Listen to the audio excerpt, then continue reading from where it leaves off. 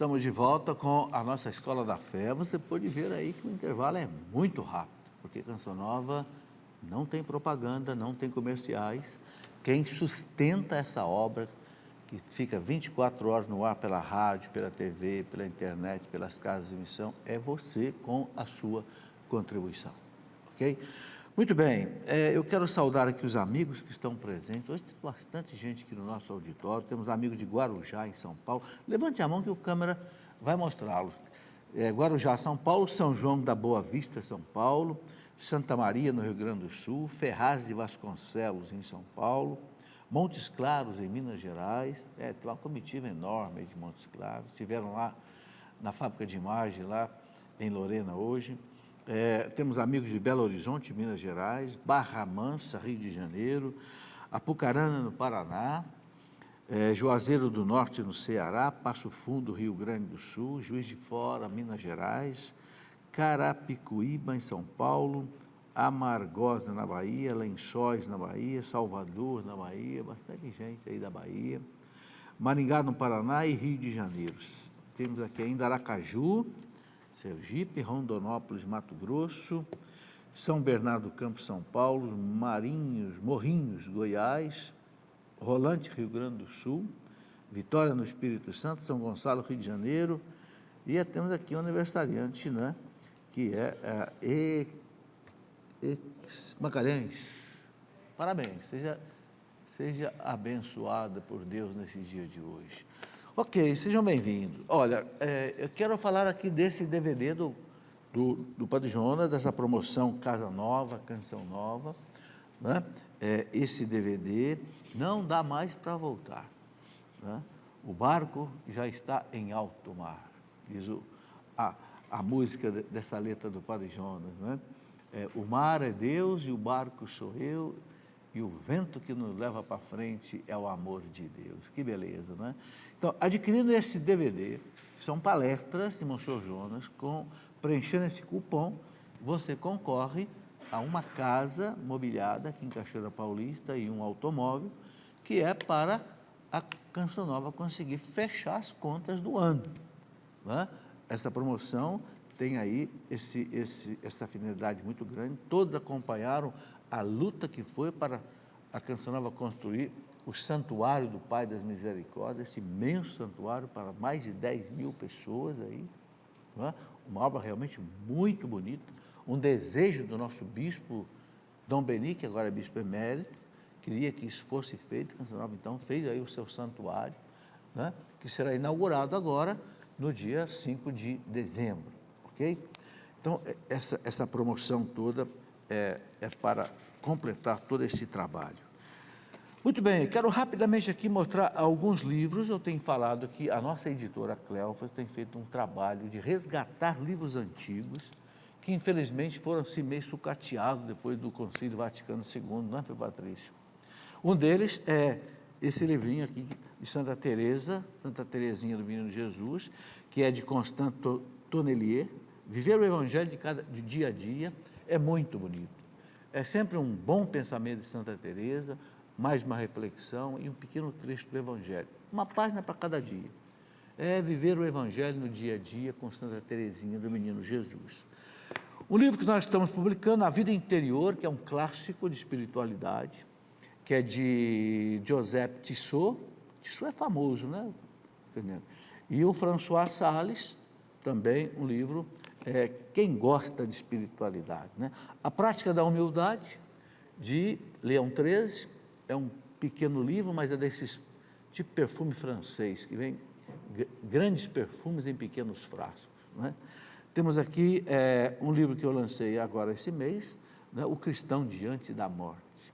Aqui tem aquela frase de Santa Teresinha, né? Não morro, entro na vida. Não morro, o cristão não morre, o cristão entra na vida. O Breviário da Confiança é um clássico maravilhoso, de Monsenhor Ascânio Brandão. É um livro que nos ajuda tremendamente, sobretudo nas horas de sofrimento, de luta, de angústia.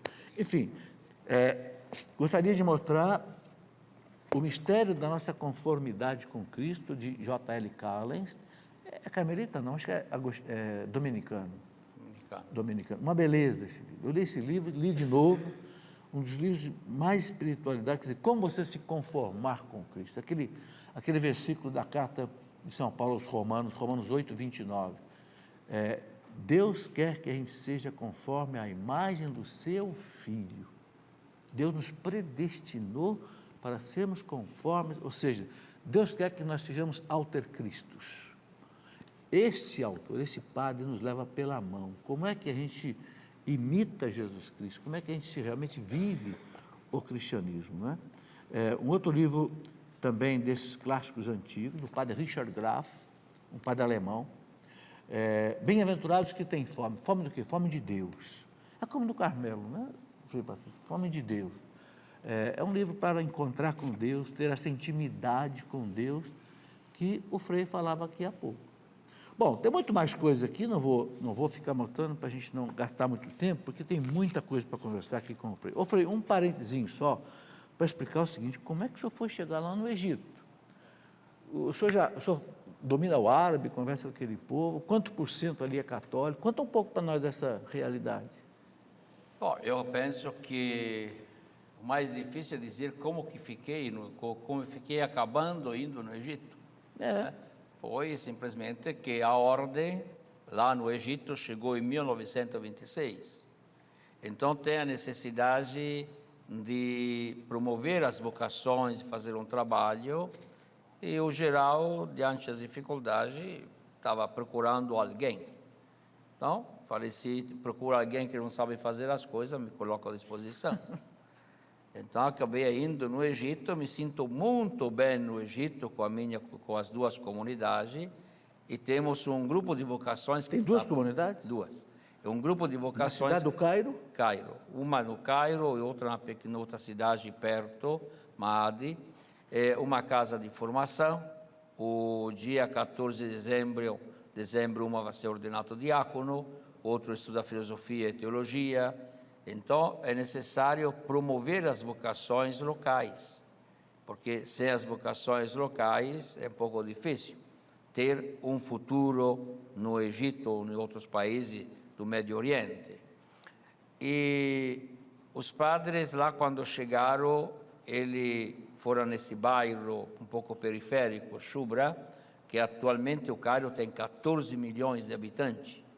Então, o Cairo tem 90 milhões de habitantes, dos quais 250 mil copto-católicos que são em comunhão com Roma, com o Papa, com toda a nossa fé. Quais são as denominações aí que são católicas? É copto, tem armênio? Tem tudo, não, copto-católico, poi tem maronita, tem grego, tem armênio, tem direito latino, são 12 católicos, mas são pequenos grupos.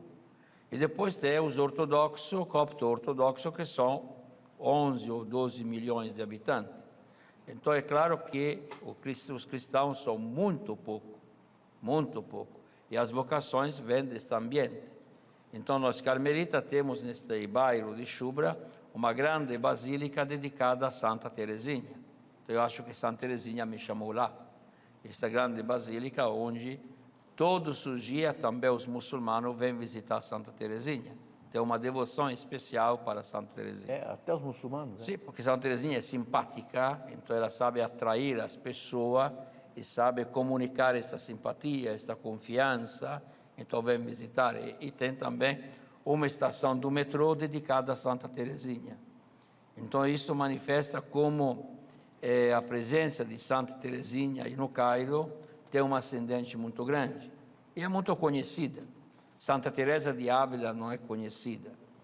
Então, a missão nossa lá, e temos 3 obras, né?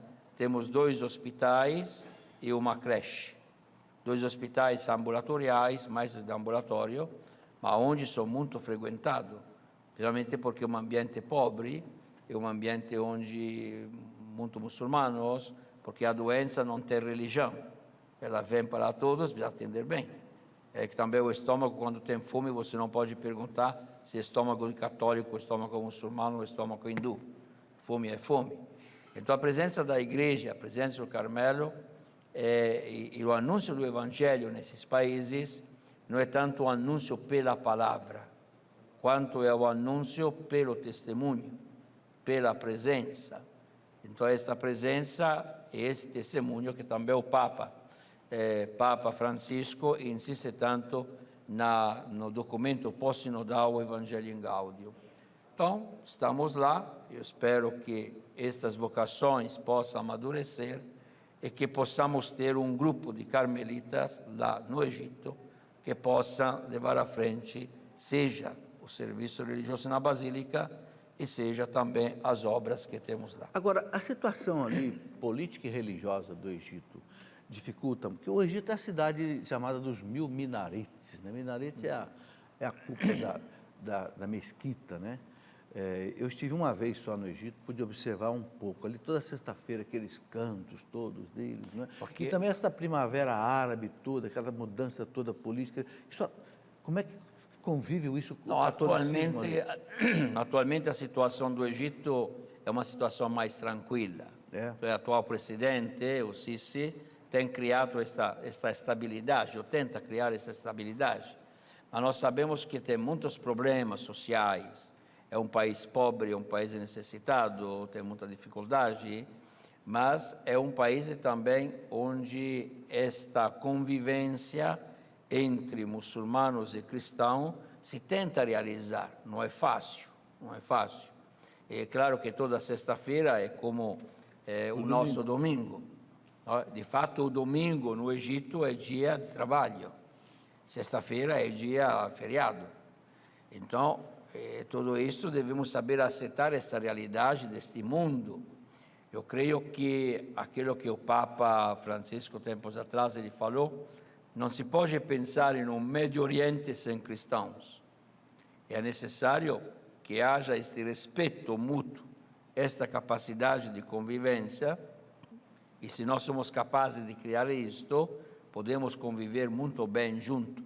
Não se trata de criar dificuldades. É claro que é difícil, porque é uma minoria, mas eu costumo dizer que, para mim, uma das maiores graças que Deus me fez na minha vida, para reavivar a minha fé, ir ao Egito, onde você é obrigado a assumir com maior entusiasmo a sua fé, com maior capacidade a sua fé, porque vive num grupo onde você sabe que a sua fé não é aceita.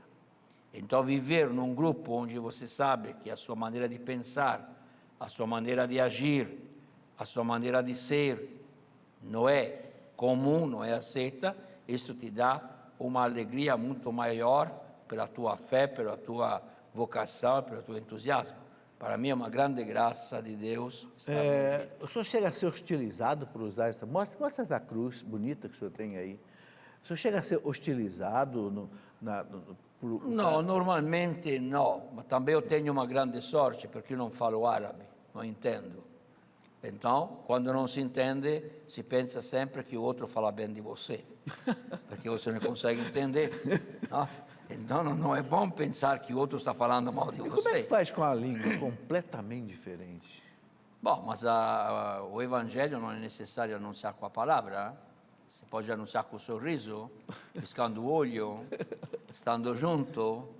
Então, São Francisco dizia aos frades que devia anunciar sempre o Evangelho, alguma vez com a palavra.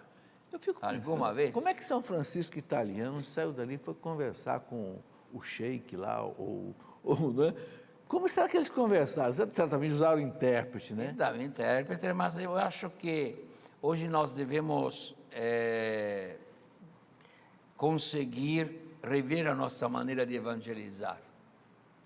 A maneira melhor de evangelizar é fazer compreender aos outros que o Evangelho se faz carne em você e que você se torna uma ícone do Evangelho.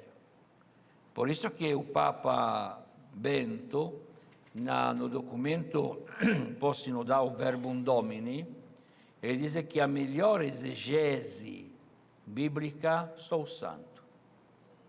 E cita Teresa de Jesus, São João da Cruz, Teresinha, Teresa de Calcutta e outros santos. Porque o santo, ele não precisa falar muito. Pela própria maneira de ser... A vida, né? A vida revela que são pessoas felizes, que são pessoas que são capazes de criar um ambiente de paz, mesmo na hostilidade. Se nós pensamos a Teresa de Calcutá, ela é respeitada e amada por todas as religiões, por todas as pessoas. Então, eu creio que nós devemos pensar que evangelizar é manifestar com a própria vida que Cristo entrou em nós. Não sou mais eu que vivo, mas é Cristo que vive em mim, como diz o apóstolo Paulo. Creio que devemos um pouco repensar esta maneira de evangelizar. E mesmo Teresa de Ávila, ela não evangelizou tanto com a palavra, não evangelizou tanto com os escritos, porque os escritos de Teresa foram conhecidos depois que ela morreu. Mas Teresa de Ávila evangelizou com a sua maneira de ser, com o seu comportamento. Não? Por isso que é todo o ser que evangeliza, não é somente a palavra. Quando a palavra não é desmentida pela vida, ela se torna uma força evangelizadora.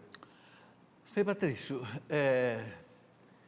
quando o Papa João Paulo II deu a Teresinha de Jesus, Teresinha de Lisieux, o título de doutora da igreja, eu fiquei espantado. Eu digo, que São Tomás de Aquino seja um doutor da igreja, que Santo Agostinho, Santo Anselmo, São Bernardo, mas Teresinha escreveu um livrinho de nada, e algumas cartas, né? Que milagre é esse de Deus pegar uma santa escondida, que viveu 9 anos escondida, não fez uma palestra para ninguém fora do Carmelo, se tornou a segunda padroeira da França, e eu acho que não há no mundo que não conheça Teresinha. Que milagre é esse? Bom, eu creio que o milagre está nisto, que Teresina encontrou a força para transformar o mundo e transformar a mesma igreja. Que força então, o famoso manuscrito B, ela diz, eu sinto no meu coração todas as vocações. Queria ser missionária para fincar a cruz de Jesus Cristo nos 5 continentes.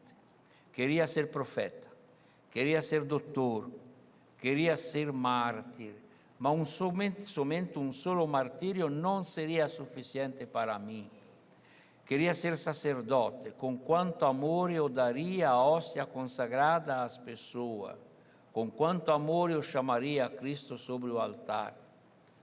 E ela entra numa crise existencial de identidade, de espiritualidade, e ela, folheando a Bíblia, encontra o capítulo 12 da primeira carta de Paulo apóstolo aos Coríntios, onde a igreja é um corpo. E aí tem a intuição teresiana, onde Teresa diz, mas a parte mais nobre é o corpo. Do corpo é o coração. Então, na igreja, eu serei o amor. E sendo o amor, realizarei todas as vocações. Isto mudou por completo. O que significa para ela ser o amor? Ser o amor é como ser o sangue no corpo. O que é o sangue no corpo? A vida. É aquilo que dá a vida, que dá a vida. E o coração, todo o sangue circula pelo corpo, volta ao coração e volta a circular. Então a força teresiana é esta fecundidade. E encontra a maneira da missionalidade nova. Eu serei missionária pela oração e pelo sacrifício. Através dessas duas Essa é maneiras. toda a força do Carmelo. Toda a força do Carmelo. A Teresa de Ávila, ela, quando escuta o franciscano, o padre Maldonado, que volta das Índias, ou das Américas, e o padre Maldonado diz que muitas almas se perdem porque faltam anunciadores do Evangelho. Teresa de Ávila passa alguns dias numa angústia muito grande pensando nisto. Então, quando depois ela escreve o caminho de perfeição no capítulo 2, capítulo 3, ela diz que desde o Carmelo nós devemos sustentar os capitães na igreja. Por quê? Porque um exército com péssimos capitães perde a batalha. Então, que são os capitães para Teresa? São os teólogos. São os teólogos, são os pregadores do Evangelho. Eles são os capitães. Então, dizem, nós somos como os alferes che sustenta a bandeira, che non sta in battaglia, ma non larga a bandeira, e o sinal da bandeira é um sinal de unidade para todo o exército, para todas as pessoas. Então, a missionalidade da vida contemplativa é o fermento, é o sal, não se vê, mas vai animando, vai fermentando. Por isso que antes que o pregador chegue, a oração dos místicos já chegou lá, preparou o terreno.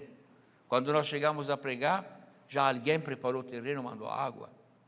Então nós devemos compreender a força evangelizadora da oração, a força evangelizadora da mística, da contemplação. Por isso que Santa Teresa, que falamos dela, na sétima morada, ela diz que em todos nós existe uma Marta e uma Maria, fazendo referência ao capítulo 10 do Evangelho de Lucas. Então, Marta é a vida ativa, Maria é a vida contemplativa, mas em cada um de nós existe uma Marta e uma Maria. E também podemos encontrar o Senhor entre as panelas da cozinha. Mas como que seria a visita de Jesus se alguém não tivesse preparado o almoço ou acolhido Jesus? Então Marta fez esse trabalho. Mas sabemos que Teresa quer defender de qualquer jeito Maria, a vida contemplativa. E ela, como boa mulher, diz: mas por que Maria estava aos pés de Jesus? E dá uma resposta genial. Porque Maria, sabendo que Jesus vinha, ela fez o trabalho antes. E quando chegou Jesus, ela pôde sentar. Já estava dispensado do serviço doméstico. É. Ô Frei, eu tenho tanta pergunta para fazer para o senhor, mas vamos começar por aqui. Santa Teresa recomendava algumas coisas muito interessantes e difíceis. Ela dizia que o diretor espiritual tinha que ser sábio, douto e santo.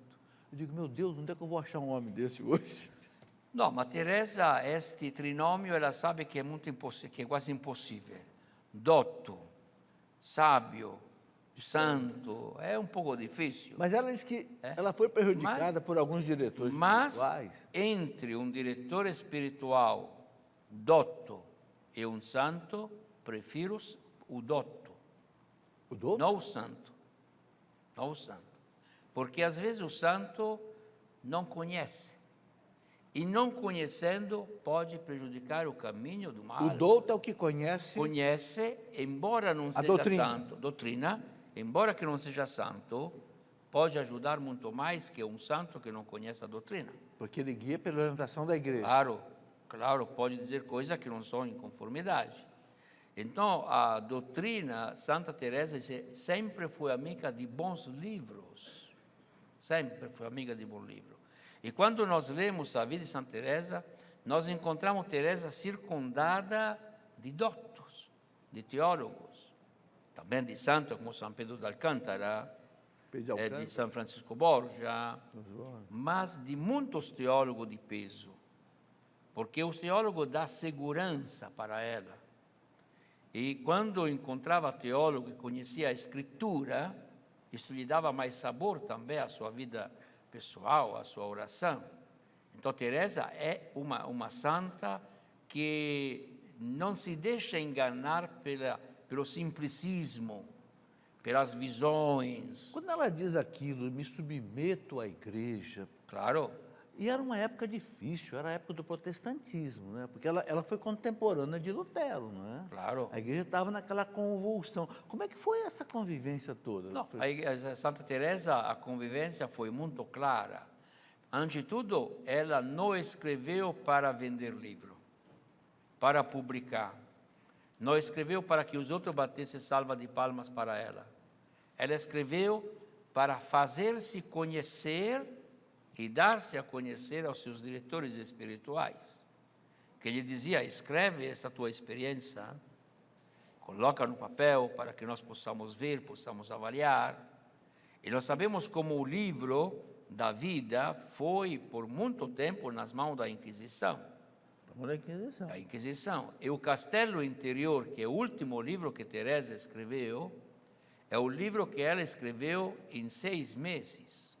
Começou a escrever o livro em junho de 1577 e terminou em novembro de 1578, a toque de caixa. Mas ela queria escrever este livro porque ela queria transmitir a sua qualidade experiência, dela, né? a sua experiência. Então, a ajuda dos teólogos, a ajuda das pessoas que conhecia, ou dos bispos, ou dos padres, para ela foi muito valiosa. Então, em todas as suas obras, no início, no prólogo, ela sempre coloca: me submeto ao magistério da igreja, à vontade da igreja. Então, se a igreja achar que isto é contra aquilo que a igreja diz, Pode queimar. que se queime, que se destrua. Então, este ato de obediência faz de Teresa uma filha autêntica da igreja. Teresa não criou conflito. E próprio porque não criou conflito, ela foi capaz de se impor, mesmo os teólogos que no início eram contrários, ou que pensavam que fosse obra do demônio, ou que fosse obra da sua fantasia, ou que pudesse cair naquele fenômeno dos iluminados, e que Teresa não tem essa preocupação, porque ela nunca faz uma coisa sem a aprovação da igreja. Por isso que atualmente, neste quinto centenário... Mesmo numa época em que a igreja era contestada pelo lado da reforma, né? Isso é muito interessante. Por a Teresa contesta a igreja, mas a contesta não com a palavra, não com a agressividade, Com a vida. com a vida. A contestação profética é uma contestação verdadeira quando é contestada com a vida. Então, nós temos uma maneira de rezar... É como Catarina de Sena também. Igual. Nós temos uma maneira de rezar antes de Teresa de Ávila. E uma maneira de rezar depois de Teresa de Ávila. Uma maneira de conceber a vida religiosa antes, uma maneira de conceber a vida religiosa depois. Os fenômenos místicos não são sinais de santidade. Porque também Frei, o demônio pode vestir-se de anjo de luz. Sim. Frei, a gente precisa fazer mais um intervalo. Mas eu já estou vendo, tenho certeza que as pessoas estão entendendo como é importante a gente conhecer Santa Teresa d'Ávila, né? E todo esse estudo, né? O Frei já estava me dizendo que o ano que vem ele volta ao Brasil aí, por volta de setembro. Eu já quero deixar aí com a produção do programa aí marcado para o Frei voltar aqui o ano que vem. Porque, olha, não vai dar para responder metade das minhas perguntas, Fernanda. Vamos para o nosso intervalo rapidinho e já voltaremos.